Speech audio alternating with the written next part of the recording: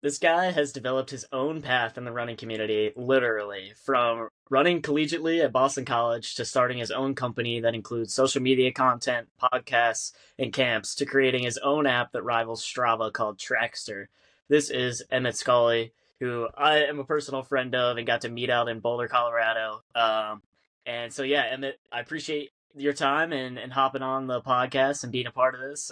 I'm super excited to kind of interview you. My first question to you would be to kind of jump into your background of running and kind of what got you started on this path. I know that you kind of started at Boston College collegiately. So what got you into that and what made you end up being at Boston College? Yeah, dude. I mean, first of all, thanks for having me. You're a legend, and appreciate the invite. Um, yeah, dude. I mean, so I have like kind of a weird background, just in the sense that I think I got super lucky with the coaches and the high school I went to. So I went to a public high school called Hinsdale Central. I just loved sports as an athlete, or as a kid. Just was always doing something. I remember Little League coach called me the or the Energizer Bunny because I was just always going. Didn't really know about cross country or distance running, but obviously in hindsight, that's what I was kind of made for. And so then when I got to high school, I was really a football guy. I still love football. Still in my head, I'm a football player. But I kind of looked around and was like 90 pounds soaking wet as a freshman in high school. So I was like, I might not want to do that. And my brother did cross country and track, and he was like semi-serious. He like broke five, what wasn't too like serious, but not like, you know, I don't know. He was, he liked it. So I was like, Yeah. I'll just do that and see what's up. And I still remember the first day of summer running going into my freshman year, met my coaches, and like I said, was just super lucky. It was just like immediately, damn, this is home now. And I can get more into my high school coaches, but so one of my coaches named Noah Lawrence, who I'm still super tight with now, he ran at York, which was a high school in our conference. We also were like happened to be one of the best conferences in the country for sure. Again, can get into it more, but York, for people who don't know, they have a movie called The Long Green Line about them. Joe Newton, who passed away in the last probably over 5 years now, was a legend. He coached over 27 state titles at York. And my high school coach, when he was in high school, was running like 127 miles in the summer. Yeah, he has a Jeez. journal. Maybe, I don't know, I can ask him to send it. So that was like the coaching and sort of the subconscious background of our team was like, they took it seriously. And like this little niche of high schools that we stumbled into is like legit. And so, yeah, the rest is kind of history. Got addicted to it. My teammates all, just kind of bought in. By the time we were seniors, we won the first 3A state title in cross country for Illinois. Went to NXN that year, and then went to BC for kind of a number of reasons. But yeah, just I had like a blast. And honestly, just once I started feeling like I was a junior and senior in high school, it was like no question that I wanted to just keep running, and knew I really was not a big student. Just kind of scraped by academically, and knew that running was kind of really all I cared about. So that was really what I wanted to do. And then I just started looking at schools that I could get into. I was more of a walk-on type, recruit myself type guy. And so BC, I just found Tim Ritchie was the assistant coach there at the time. He's a UMass head coach now. He's a legend. And just kind of hit it off. He told me what I needed to do and kept in touch with him over my senior year, and then ended up going out there. But yeah, I feel like I just had an absolute blessing of a high school experience, and can get more into my college experience, which was really the total opposite. I feel like that might be the story for a lot of people that jump into the NCAA. Yeah, kind of talk a little bit more about the high school experience because I think that's really important to have that foundational, like, love for the sport and have a good coach that kind of is able to kind of fundamentally get you involved in the sport in the right way. Maybe not 127 miles a week, but like, the passion for the sport that the coach can give you. So if you want to jump more into the high school, that'd be Yeah. awesome. Well, I could go for days on the Red Devils, baby. Shout out. But I mean, they're still killing it. So I graduated in 2014. The year after I graduated, they won another state title. Then in the last few years, they had Aiden Bandakwala, who I think he won the 1600 and cross country as a junior and a senior, something crazy. Then they had Well, Dan Waukee, who ran like 148 oh in yeah. the 800. He just made the finals in NCAA indoors at Nova. So not that I have anything to do with that, but it's just like this, culture really of it's the proof is in the pudding. Really, that they're just some of the best coaches. I would put them, James Westfall and Noah Lawrence. I would put them up against any NCAA coaches, any coaches in the country. Not only for their like training acumen, but also just the culture and the vibe that they create. It's like, we were having fun uh, all the while, training hard. We didn't get. I ran 80 miles in the summer of my senior year. That was already maxed out. But it was all very, like I said, they had plenty of experience with that. And sort of, it was all good training for the most part. We did a couple workouts, maybe too hard and too early in the summer, but yeah, it was like I just remember my high school, Noah Lawrence and the other coaches were just like, we take this seriously. If you want to be like really good, then you're in the right place. Like hold yourself to a high standard. That still rings in my ears. I just remember a lot of my teammates just kind of bought into. Billy Magnuson was like our low stick that year, my senior year. He went on to run at Illinois, and was just a beauty. He ran, I don't know, sub 14:30 probably in the 3 mile Wow. across that year. Um, Coach Lawrence will text me if he sees this and correct me because he knows everyone's PRs. But yeah, it was just like one of the best teams, literally still, I would bet, like in the country, just in terms of how they actually pay attention to every athlete. No matter you're the best or like the slowest, they're celebrating guys breaking 7 minutes for the first time, and they have Dan Waukee running 148. You know what I mean? So it's like, it was just awesome to be a part of that, and it just made me realize like being a winner is like nothing like it. So Yeah. I've been chasing that ever since. Yeah, definitely. I think the winning culture paired with the actual success that gets put down on paper is something that's unmatched. It's also weird to look at high school now. Obviously, the results are insanely fast, but like looking at what Niwot High School is doing, like it's absurd that you Yeah, have Dathan Ritzenhein as your coach, but yeah, like he's an former American record holder. But yeah, being able to get that experience early definitely is something that propels you later in life as well to be successful, which obviously you've done. If you want to talk a little bit about kind of that transition from high school yeah. into college, and what the differences there were, that'd be awesome too. Yeah, so I'm also, like I said, the college experience was pretty much a mess, but I'm also really grateful just at this point in my life to look back. I feel like I learned a lot in high school with all the kind of success and good times, but I definitely learned more in college going through a bunch of crap. And I would say, first off, most of it was my fault, just in terms of like I would say my approach was pretty immature and just wrong. And then obviously there were a few things kind of out of my control too that went wrong. But really what I found when I got to, there were a few red flags. Number one, I was only talking to the assistant coach like the whole time. And I wanted to go to BC because, like I said, my high school was like in the best conference. And I felt like that made me be ultra competitive because I got to, we dual meet against the number 2 team in the state. So I had this mindset that I wanted to compete against as many good teams as I could on a regular basis. So, going D1 at ACC, being in Boston, BU, indoor, all that stuff, like felt like a no brainer. Which I do think was kind of on point, but my head coach, Matt Kerr, I'm just going to be honest, don't like him at all. Like I didn't meet him until I was enrolled day 1 of cross country, showing up to practice. I never spoke to him. And so again, that's kind of on me, kind of on him, kind of on just the circumstances. But I would argue that like we had a lot of guys, not just me, really not even me at all, that like did not reach anywhere near their full potential because of the way that the head coach handled things and just failed, I think. That being said, the biggest lesson I think I learned was like the best way to get good at distance running, I think, is to just try to improve a little bit on your past self as much as you can.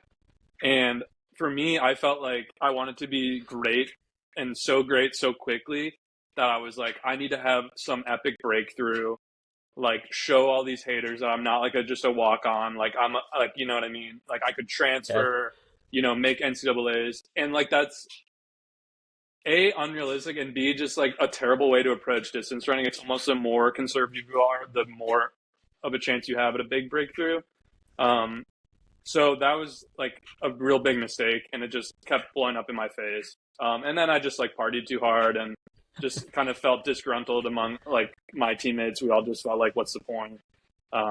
Because we're getting like dead lots of ACCs and stuff. So like, screw this anyway. So there's a lot of that sort of negative culture perpetuating, and a lot of just a wrong mindset stuff, which again is stuff that I could control that kind of got away from me. Yeah, I think when this episode airs, the Tori Gerlach episode will be out as well, and she has a Love it. very awesome story in terms of her success and how she was able to reach that at obviously Penn State as my alum, but just as her as an athlete being able to take that approach from being already really elite in high school to being elite at the next level and kind of what that looks like. I was in a similar situation personally where I sat down day one and met with the head coach and I was like, I'm going to be a Penn State record holder. And he looked at me and was like, you know, run the first workout and we'll see how it goes, you know? Yeah. And in the moment, it's kind of hard to accept that truth, but I completely agree that the best approach to getting good and really elite at distance running is to just take it one day at a time or one block at a time and just improve Right. slightly because, you know, you're going to run yourself into, I can't ever get to that potential eventually. And I think that's a really big and helpful piece of advice to people coming into college when you come from that kind of high school background where you're like, I'm really good, to like, okay, this is the reality of the ACC and the NCAA in general. But yeah, I agree completely with that point. But when you're at Yeah. Boston College, like obviously that kind of sparked some interest to stay in the sport after college. What was that moment when you were there that kind of sparked your interest into starting your own business? Yeah, so that's a really interesting time for me. I started like killing workouts, and then like I said, just like having terrible races. I remember just like running a workout with Tim Ritchie, who was a pro runner for Saucony and our coach at the time. So he was just like doing our workouts and then also even more. So I was running workouts with him by the end of my sophomore year, and I was like, damn, like I'm ready to like run, big PRs. Just went the complete opposite direction, just like terrible, like slower than my high school times. And so I got cut actually going into my junior year. We also tried to get my coach fired. I think he, found out about that. It's a whole big thing. But anyway, it was like just a terrible thing. By the time I graduated, there were 10 guys in my class between the distance and mid D. And by the time I graduated, all 10 were not on the team. They'd either quit or been cut. I think it was 6 to 10, respectively. So anyway, by the time I was in my junior year, I was like, all right, I love running, but I'm also kind of done with this. And then I also like loved BC. I didn't want to leave. The idea of transferring was pretty much off the table. I like all my friends, all my teammates, and I just felt like this is definitely one of the best places I could be. Like leaving isn't going to really make a big difference. So I stayed. And at that time, one of the things that came from being so disgruntled, I guess, with my own running was just thinking about the different software and apps that were out there for runners and fitness people. And we used a website called Loggerun in high school. And so I made an iPhone app for that, just like barely putting it together because I was a pre-med major, didn't know anything about coding. But then I was like, oh, I love this. I got pretty much fully addicted to coding and writing software, changed my major. And then it's been a wild journey from there. So I don't know if I've told you this off the air, but when I was a senior, we started making a prototype for timing, for basically taking the timing systems that they have at the Chicago Marathon, for example, or your cross country state. They have those timing systems, right? But those only really make sense to use when the fields are huge, because otherwise they're just too expensive and cumbersome to roll out. So we started making a prototype for a smaller portable version that coaches and cross country teams could have a practice, every day, every workout. So your times could be saved instantaneously wherever you are, because my coach was not doing that in college at all. And we started like hitting up people. This was a teammate of mine, Sexton, who was basically in the same experience as me, like loved running, but hated his college running experience. And we started just kind of cold emailing and reaching out to NCAA coaches and ended up getting hooked up with Andy Powell, who's now at UW Washington, but was at Oregon before that. And Oregon just like took a huge interest in what we were building. And Andy became basically a co-founder at that time. And so we kind of were grinding all senior year to make sense of that company and idea. And then by the day we graduated, my senior year, I flew from Boston to Chicago and then drove from Chicago to Eugene and just started getting to work on, it was called Smart Track and then Trackster at that time. But yeah, so that's kind of how it all started and how I went from college athlete to NARP and then, into software. Yeah. Did you ever like kind of pursue the Smart Track, or did it end up just turning into Trackster? Yeah, so I still liked it. Basically what happened was, I mean, we all did. It was just too expensive really to do like the hardware stuff. I mean, these RFID systems, I still think it's like a pretty decent idea, but it's just you need more capital and we didn't know what the hell we were doing. So then we made a stopwatch app. Basically that just made, the timing and recording of that much easier. I still see coaches using like 5 stopwatches at the Armory or whatever trying to record times, and it's like I think it's still maps, right? I think so then that's kind of what I started doing. And then literally that summer, so we lived in the track house. This is also crazy. This is the Hoey's. I don't know if you know the younger brother who's killing it right now, Josh. Yeah, so Jackson is like in between my age and Josh. Is it? Yeah, I forget their names, honestly, but they're a good family, good people. Yeah. But legends. So they had like a house in Eugene. Go ahead. PA legend. They're a PA legend. Yeah. Okay. So we stayed like in their basement, and Charlie Hunter was living there. Shout out, he's a legend. And so it was like a really fun time to just sort of be a fly on the wall. It was crazy because like we went to the final workouts at Hayward Field before it got demolished. We were using the stopwatch out there.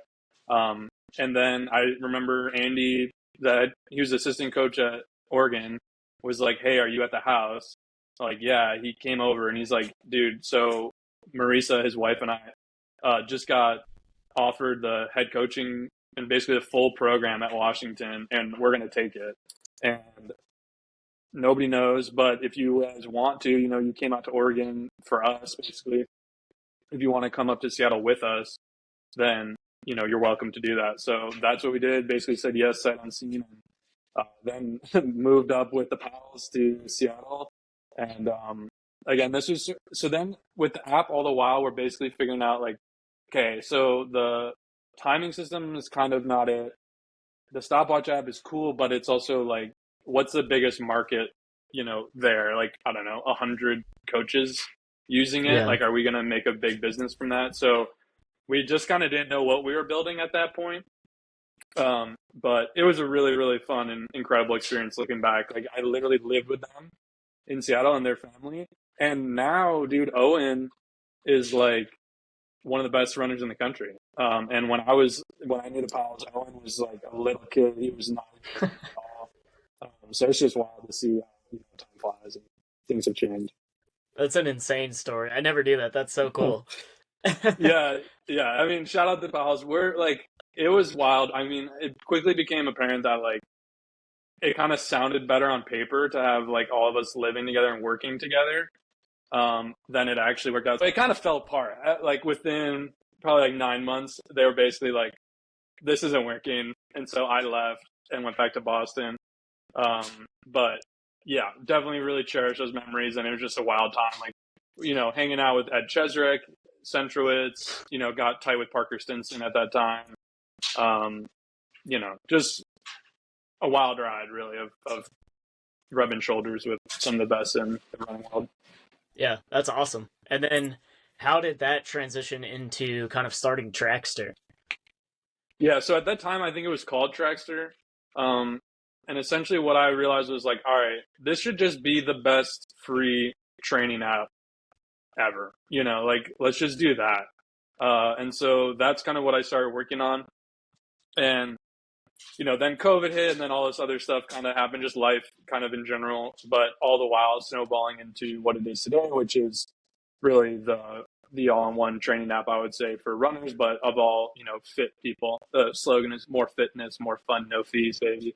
Let's go. But so it's basically like a similar to Strava, free Strava alternative, and but with more features. And I think from a branding standpoint, would love to get into too, just kind of how we differentiate. But I think we have a lot to offer over the next, 5 years in this space, and how we can just really serve the running and fitness community in a way that no other brand is really doing. And so that's really where what the mission has become to date. Yeah. And you've done some like really cool content in terms of like getting videos with professional runners, being able to kind of set up some cool like testing. I know you and I were working on an idea with NFC chips and trying to figure out how you could log just like a simple task of just like your running shoes. That Strava is a little bit tough with. I'm not like we were talking about earlier. I'm neutral, but I think there's some features that the app could definitely use. And so flash forward a few years from when we met, what do you think that Trackster has done like a really good job of innovating since then?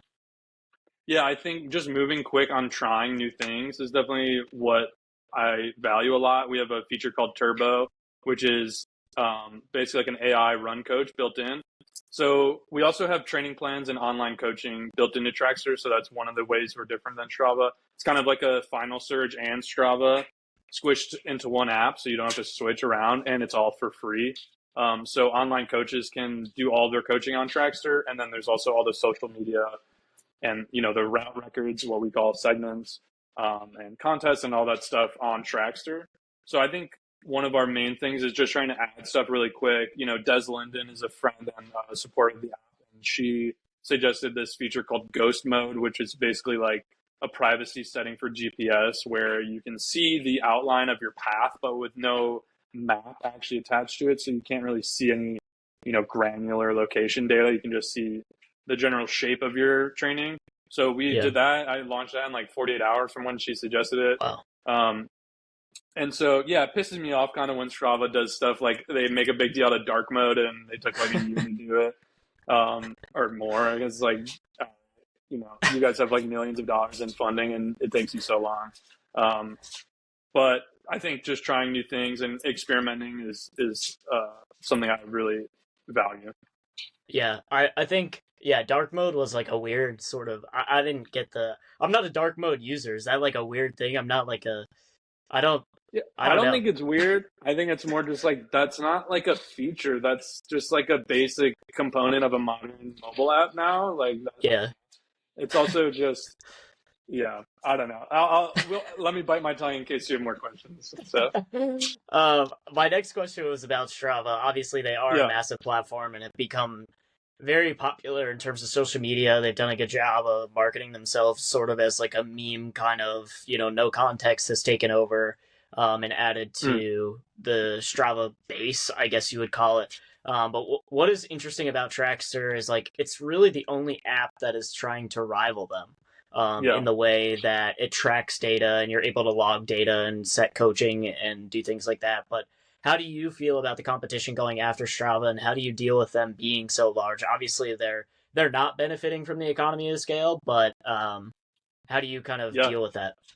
Yeah, so great. That's what I thought we were going into. Yeah, man. I think about this all the time. Obviously, I have a friend. He's my cousin, actually. I'll just be that.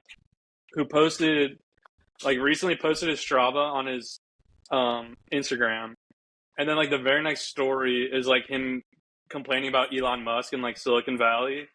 And it's like, I don't know if people don't know, but Strava is owned by Sequoia, which is like one of the biggest VC firms in Silicon Valley. And they've also raised like $150 million. Their founders are not a part of the company anymore. They're basically just a huge Silicon Valley backed company. And so Sequoia is also invested in Meta, Instagram, Zuckerberg, Palantir, which is Peter Thiel. They also are part owners in PayPal, SpaceX, and Neuralink, which are all Elon Musk companies. So it's just like idiotic to me when people who support Strava and then like complain about that stuff. It's like it's literally the exact same bankroll, and it's just the same Silicon Valley elite bubble that you're supporting. And so that pisses me off too. It's just like if you want to use Strava, that's fine, but you can't turn around and then complain about how there's no money in the running world and how NIL deal or NCAA teams are getting slashed. Pro runners can't get a contract worth a damn. They can't get health care. Influencers are dominating all the race opportunities and marketing opportunities. It's like, why do you think that is? It's like, it's pretty obvious to me. You're using people in this world, the customers in the audience are using their dollar vote to support a company that's not incentivized to return the favor. And that's Strava. So that's just a fact. You could argue with it. I don't care. That's a fact. There's actually plenty of money to go around. It's just going to the wrong place. It's just going to Sequoia. It's going back to Silicon Valley. And they don't care about the running community. They have a fiduciary legal obligation to make as much money as possible, to return as much money as possible for Sequoia. And I don't have that obligation. I can go broke trying to help. This is how I met you, was trying to help NIL kids and NCAA people get more attention. That's what I want to do. The software is supposed to be a service. The brand is supposed to serve the community because, like I said, my high school experience changed my life. I found freedom through this sport and all my friends, and it just changed my life. So I'm not looking to buy a new Patagonia vest or a Cybertruck or something, you know what I mean? I want to help. And that's really the mission behind Trackster. You can get caught up in the features, and I do think we have a better product, but at the end of the day, it's about what are you supporting and what's the cause. And Strava, they can have a nice Instagram page. Dude, you need to go look at what you're supporting because it's not helping at all. Yeah. And so how do you feel like Trackster is able to give back to running communities? Obviously, Des Linden is a massive supporter of Trackster. How do you kind of give back to other professional athletes like Des from the platform standpoint? Yeah, I mean, we haven't done nearly as much as I want to, just because we don't have money. I haven't raised any money, and we're operating on barely a profit right now. So it's not as much as I want right now. We're just trying to get the app to the point where it's sustainable and helpful to people. But the mission is really to touch on the things I said. We want to help NCAA programs and college kids and high schools.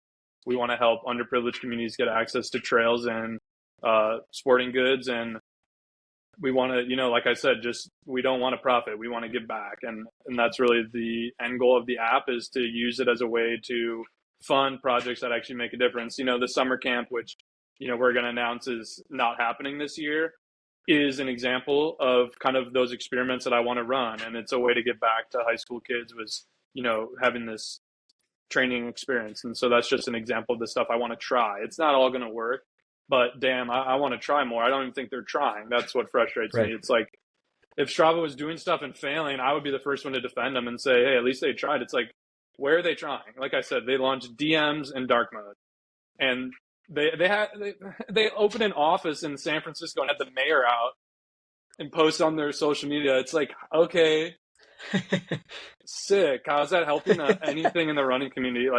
That's such performative San Francisco BS, in my opinion. Sorry, but so yeah, I mean, I want to do the exact opposite of that. Yeah. To answer the question.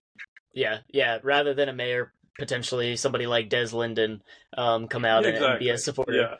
What does that next step look like for Trackster then, to be able to kind of take that next step into giving back? I know you just mentioned that the Trackster running camp is not going to happen this year, but it's again, it just goes to show that you're putting yourself out there trying to get back, and it was successful for the 3 years that it was launched, and people enjoyed it. It was a sick camp. Obviously a really big experience for any high school athlete to be able to travel out to Colorado and run at elevation. That's some of the best memories I've ever had in my life. And some of the best friends I've ever met were just through an 8-week, stint out in Boulder. And that's how we met. What is kind of that next step for Trackster in terms of how you can kind of give back? Yeah. So to touch on the camp stuff, definitely sad. We are not doing the Trackster Summer Run Camp this year. Sad to say that, but also it really was starting as an experiment. Like I said, we were just trying new things. It was a way to try to get high school teams and college athletes and the like to engage with the app and engage with the brand more in a creative way. And like you said, we definitely delivered on providing a super fun week of training. I mean, it was just a blast, dude. Like, it was absolutely a whirlwind. It was so much fun. The campers were unbelievable. The counselors were unbelievable. We had speakers, you know, Robbie Andrews, Drew Hunter, all these. I mean, just sick experience. The thing is that it has not shown a real impact on the app, and the people who use Trackster, the app, haven't shown an interest in the camp either. And so it's just become hard to reconcile the two of being like, all right, I'm going to be spending time and energy and money trying to get this camp going over the next few months. And it's like, but we've had 3 years. It's enough data to see that it's not necessarily what we thought it was in terms of, you know, the app advertisement, if you will. So that's really the long and short of it for the camp. But never say never. It may come back, maybe revamped in the future with a different approach. But yeah, it just felt like it's gotten to be, you know, unfortunately, I don't mean this in a bad way, just kind of a distraction from the main mission of building the best training app possible. As far as what's really next for Trackster going forward, like, I do feel that we need some funding after I've just bashed Silicon Valley investors. However, I don't want to do that anyway, even if I had the opportunity, which I don't, but I want to find like more of a creative approach where maybe like a pro athlete or just a different approach to try to get some cash, because I believe so much in the amount of return that we'll be able to generate while also making a huge impact. And like I said, those firms, like, God love them. I'm not even a hater on that because it's super normal in the tech world. That's how they build big companies, and that's awesome. It's just more running is like really important to me, and that's not a field and a space I think should be, you know, sucked dry per se, just to return as much as possible for those firms. So I want to find a partner that kind of gets it and can really support that vision with some cash and with some equity, and then take it from there. I think we've proved out the model enough where we have Trackster is ads. So that's really how we make money. Everything's free. You can use it for unlimited coaching, unlimited features, but it's all free. But we just show ads, and it's really, you know, simple stuff. We've had Zenza, UFOs, Wahoo, Picky Bars, different brands will just run ads on the platform. And it's kind of, you know, it's like every other social media app that you use for free. You're all expecting, and you kind of know what you're working with. So that's been great. And I think if we can just get the idea out there more, stuff like this, then I think we'll be able to get the user base going, and then we'll be able to get more ad money, and, you know, the rest will kind of work out from there. So Yeah, I know. In my experience of coaching on Trackster, it was definitely something that you cannot do at all on Strava in terms of assigning workouts and stuff. And I think that's a big feature that can definitely like be applied to so many different fields that Strava is lacking. Just want to throw that out there. Yeah, I love it. Hey, keep it going. But, you know, I think we can kind of hop into 3 quick questions and Sure. take it away from there. Obviously, the story of Trackster is something that has been born, you know, really like a phoenix out of the ashes, and it's something that is super cool in terms of it's not backed by somebody that has hundreds of millions of dollars, and it is backed by somebody that absolutely loves the running community and is tied, you know, really close knit to Andy Powell, Drew Hunter, like these massive supporters of the running community in general. So to wrap up with just 3 quick questions is tough, but my first question is, who are your favorite 3 athletes to watch right now in the sport? Damn, great question. I literally, man, sheesh. Well, I will say I did put a healthy wager on Cole Hocker to win a gold medal, and that was sick. So I DM'd him the screenshot, and he was like, sick. That's awesome. So, I mean, you can't go. He responded? Oh, yeah. That's legend. Awesome. Man, I mean, Des coming up is going to run Boston. I am clearing my schedule anytime she's racing. Man, I could go on. I would say Cole, you got to put up there, man, just because, you know, he's such a racer. Yeah. Wow. And then who else have I? I'm trying to. All right, I'll go Cole, Des. And who else do I love to race? Watch race. Maybe Hobbs, dude. I'd say Hobbs That's a Kessler. good pick. Yeah. I think for me, I'm just trying to watch them in exciting, no boring type of race. And I feel like, those are the folks who do it often.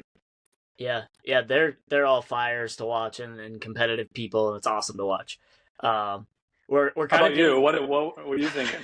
my top three right now. Yeah. Oh man, I would say Connor Mance right now is probably my favorite to watch. Good one. He's a missed that. beast. Nah, Yeah. there's no wrong answer. I feel like you can't go wrong. Like they're That all was fun wrong. to watch. That was wrong. Dude, do you bleep, by the way? Are you gonna bleep me? We can, yeah. Well, do whatever you want. I don't mind. I'm sorry. Give more work. No, you're good. I would say Connor Mance right now is probably my favorite athlete to watch. It's just nuts what he's doing. In terms of American distance running, like nobody has ever run what he's running, and he's running with the best in the world. And that's fun to watch. I would say I'd Grant say Clayton Fisher too. Have you seen the Clayton yes. YouTube? Yes. Super fire too. Yeah, you see some Connor in there. He's got a new episode coming out this weekend, I think. So before his marathon, so it'll be a good. No, he's doing well for the sport too. He's a positive guy, happy. Yeah, runs his balls off in those races, man. Like those Mormons, dude. Yeah. Shit. So I would say Connor, Grant Fisher, third one. Ooh, Grant Fisher, a great one. He's an assassin, dude. Yeah, he is. And then I kind of want to go women. Sydney McLaughlin is obviously like an easy answer, but I would say like, oh man, I would say Parker Valby is insane. Oh. If her training is like real, if the way that she actually does that stuff is real, she is breaking every boundary known to man in terms of running. So I would say she's awesome. She's to like watch. Smiling it too. Yeah, dude, she's celebrating, and she's not losing. So, second question for you is your best or favorite place to run that you ran at in Boulder. My favorite place to run in Boulder is Waterfall Glen, which is in Chicago. No, just kidding. Wow, I mean Boulder literally like you could go in any direction, anywhere, and there's like a 99% chance it's going to be an unforgettable, beautiful run. So I would say, dude, I'm a sick individual. I like going up the canyon. If you're familiar with Boulder, like literally just through kind of the Pearl Street river, there's like a bike path, and it just goes straight up into like where Breckenridge and the Rocky Mountains. And it's super fun. It feels like, I don't know, it's just really cool. It sucks. I mean, you'll get like absolutely crashed, but like it's really cool. That's awesome. Third question is in your own words, what is the best part about Trackster? Wow. I would say, wow. I would say the meaning, because like it's just kind of summing up what we've talked about, and just when you use it, you can know that literally there's a 100% chance on my computer, like trying to improve it and trying to do something productive. Like I said, not only for the company but just for this community as a whole. So. I think I'm just trying to add some more special meaning behind it. It's not just, some app you download and whatever. It's just, it really means something. Yeah, that's awesome. Well, I appreciate the time, man. Obviously, I think anybody can kind of reach out to the Trackster Instagram and throw ideas out if that would be something that you're interested in. Great. Yeah, I would love it. Literally, it's me. So, but yeah. I'm chirping a lot of the time too. I try to just chirp like influencers and comments and stuff like that. So I try to be active. So that's awesome. Well, thank you again for hopping on the podcast. It's been a pleasure to talk with you again and be able to meet again and talk about Trackster and the running community in general. So yeah, thanks again. Dude, thanks so much for having me. Seriously, really appreciate it. And you're doing great. So keep it up.